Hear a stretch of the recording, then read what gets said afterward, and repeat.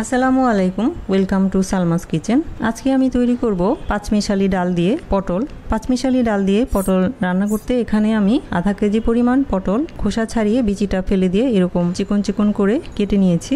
আর সেই সাথে নিয়েছি একটি মাঝারি সাইজের আলুটাকেও পটলের মতো করেই চিকন চিকন করে কেটে নিয়েছি। সেই সাথে নিয়েছি আমি 5 রকমের ডাল নিয়েছি। 2 টেবিল চামচ পরিমাণ মসুরের ডাল, 1 টেবিল চামচ পরিমাণ মাসকলাইয়ের ডাল, 2 টেবিল চামচ পরিমাণ মুগ ডাল, 1 টেবিল চামচ পরিমাণ বুটের ডাল এবং 1 টেবিল চামচ পরিমাণ খেসারির ডাল।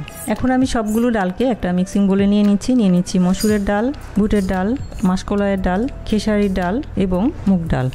এখন এর মধ্যে দিয়ে দিচ্ছি 2 কাপ পরিমাণ পানি, দিয়ে এটাকে ভিজিয়ে রাখবো 2 ঘন্টা। 2 ঘন্টা পরে ডালটাকে ভালো করে ধুয়ে নিব। ফিরে আসছি ডালটাকে 2 ঘন্টা পর ভালো করে ধুয়ে নিয়ে। ফিরে এলাম 2 ঘন্টা পর, ডালগুলো ভালো করে ধুয়ে নিয়েছি। এবারে একটি সসপ্যানে 3 কাপ পরিমাণ পানি নিয়ে এর মধ্যে ডালগুলো পানি থেকে ছেঁকে দিয়ে দিচ্ছি।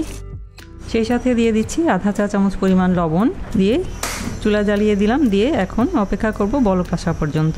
বলক আসলে যখন এরকম ফেনা ফেনা উঠতে থাকবে এই ফেনাগুলো তুলে ফেলে দিতে হবে। সব ডালের মধ্যেই কিন্তু এভাবে বলক আসলে পরে ফেনা উঠতে থাকে, এই ফেনাগুলো তুলে ফেলে দিতে হয়, তা না হলে ডাল রান্নার পরেও ফেনাগুলো থেকে যায় এবং দেখতেও ভালো লাগে না, খেতেও ভালো লাগে না। ফেনাগুলো তুলে ফেলে দিলাম। এবারে আর 2-1 বার এভাবে ফেনা উঠলে তুলে ফেলে দিতে হবে এবং এভাবেই ডালগুলোকে সেদ্ধ করে নিব।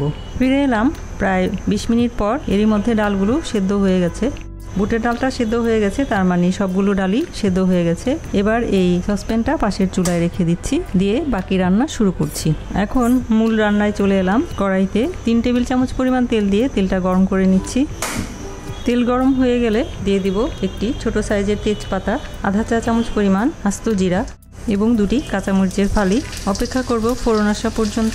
15-20 সেকেন্ড পর ফোড়নের সুন্দর সুগন্ধ ছড়ালে দিয়ে দিব 1/3 কাপ পরিমাণ পেঁয়াজ কুচি।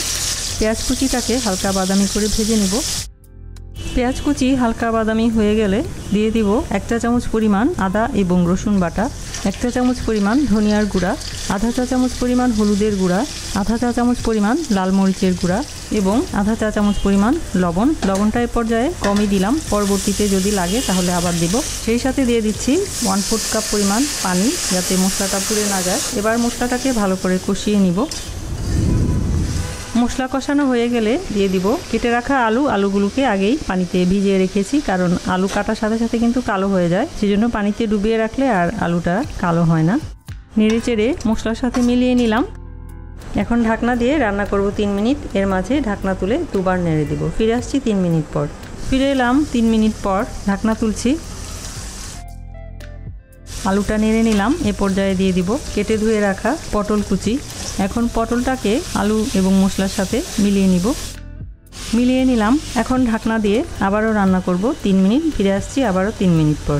ফিরে এলাম 3 মিনিট পর, ঢাকনা তুলছি, নেড়ে নিচ্ছি। চেক করে দেখছি আলু আর পটল সেদ্ধ হয়েছে কিনা। আলু সেদ্ধ হয়ে গেছে, পটলও সেদ্ধ হয়ে গেছে। এ পর্যায়ে দিয়ে দিব সেই সেদ্ধ করে নেওয়া পাঁচমিশালি ডাল। এতক্ষণ চুলার আঁচটা মাঝারি ছিল, এখন চুলার আঁচটা বাড়িয়ে হাই করে দিলাম। এবার অপেক্ষা করব বলক আসা পর্যন্ত। বলক এসে গেলে লবণটা চেক করে নিব। আরও লবণ লাগবে, আমি আধা চা চামচ পরিমাণ আরও লবণ দিয়ে দিলাম। এখন নেড়ে চেড়ে ঢাকনা দিয়ে দিলাম। ঢাকনা দিয়ে রান্না করব 5 মিনিট। ফিরে এলাম 5 মিনিট পর, ঢাকনা তুলছি।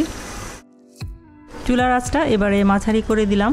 এখন দিয়ে দিচ্ছি টালা জিরার গুঁড়া আধা চা চামচ পরিমাণ, গরম মশলার গুঁড়া 1 চা চামচের 4/1 ভাগ পরিমাণ, মৌরির গুঁড়া 1 চা চামচের 4/1 ভাগ পরিমাণ। মৌরির গুঁড়া যদি না থাকে তাহলে না দিলেও চলবে। সেই সাথে দিয়ে দিব 4টি আস্ত কাঁচামরিচ এবং কিছু ধনিয়া পাতা কুচি।